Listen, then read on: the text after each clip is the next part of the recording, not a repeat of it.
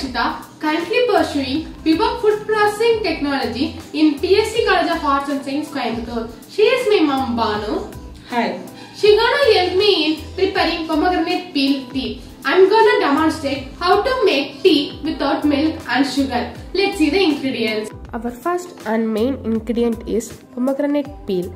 Here I have 10 grams of pomegranate peel. Instead, you can also use fresh peel.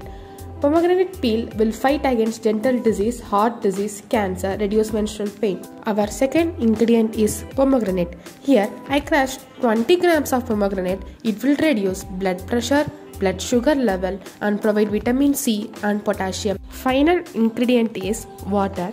Take about 150 ml of water. Switch on the flame. Add some water.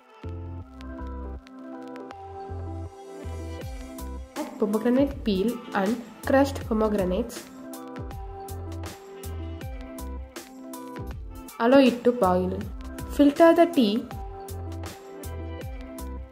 and serve it hot.